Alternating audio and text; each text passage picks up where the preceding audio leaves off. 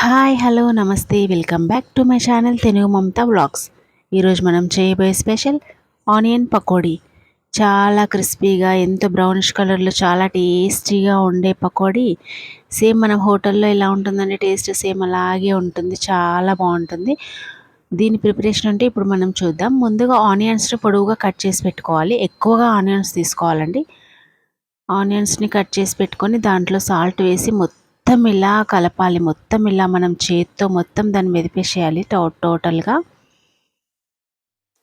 ఇలా మనం ఫస్ట్ చేస్తే ఏంటంటే దాంట్లో కొద్దిగా సాల్ట్ వేసాం కాబట్టి వాటర్గా వస్తుందన్నమాట. అందుకే ఫస్ట్ సాల్ట్ వేసి కలిపిన తర్వాత ఒక 1 స్పూన్ అల్లం వెల్లుల్లి పేస్ట్, ఒక 2 స్పూన్స్ కారం, అంటే కారం తక్కువగా తినేవాళ్ళు ఒక 1 స్పూన్ వేసుకున్నా సరిపోతుందండి.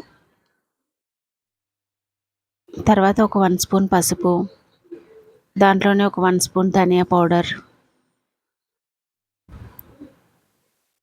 కొద్దిగా వంట సోడా,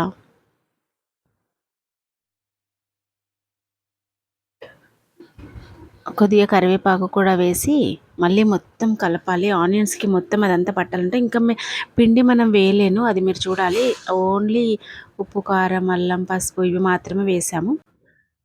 దీంట్లో కరివేపాకు ఎక్కువగా ఉన్నా పర్లేదండి, క్రిస్పీగా అవి కూడా ఆయిల్లో వేగుతాయి కాబట్టి చాలా బాగుంటాయి. తర్వాత దీంట్లో శనగపిండి యాడ్ చేసుకోవాలి. కొద్దిగా యాడ్ చేసుకుంటూ కలుపుకోవాలి. మనము ఒక్కసారిగా ఎక్కువగా వేసుకుంటే అది కలపడానికి రాదు. ఒక 2 కప్స్ అన్ని వేస్తే సరిపోతుంది చిన్న కప్తో. మనం దీంట్లో పిండి కంటే ఆనియన్స్ ఎక్కువగా తీసుకుంటున్నాము. మెయిన్ ఇందులో వాటర్ యాడ్ చేయకూడదండి. వాటర్ యాడ్ చేయకుండా ఇది కలపాలి.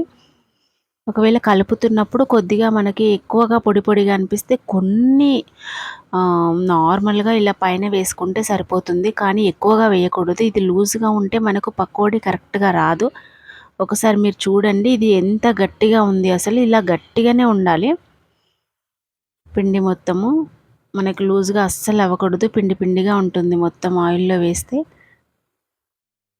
ఇలా చేతిలోకి ఎక్కువగా తీసుకొని కొద్దిగా ఆయిల్లో వదులుతూ ఉండాలి. అప్పుడే మనకి పకోడీ పక్కాగా వస్తుంది. ఇప్పుడు ఎలా వేస్తున్నామో కరెక్ట్గా అలానే వేయాలండి. ఇవి మంచి బ్రౌనిష్ కలర్ రావాలి.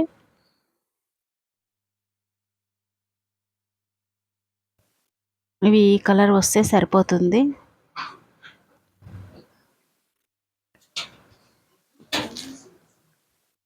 మిగతా పిండి కూడా అలాగే వేసేసుకుంటే అయిపోతుంది. ఇక పకోడీ మనకి హోటల్ స్టైల్లో ఎంతో టేస్టీగా ఉండే పకోడీ రెడీ అయినట్టే. ఒకసారి చూడండి, అసలు చూడడానికి ఎంత బాగుంది పకోడీ. అసలు పిండి క్వాంటిటీ తక్కువగా వేసుకొని ఆనియన్ క్వాంటిటీ ఎక్కువగా వేసుకోవాలి ఆనియన్ పకోడాకి. ఎంతో టేస్టీగా క్రంచీగా చాలా టేస్టీగా ఉందండి. మీరు ఖచ్చితంగా ట్రై చేసి నాకు కామెంట్ పెట్టండి. Okay then bye.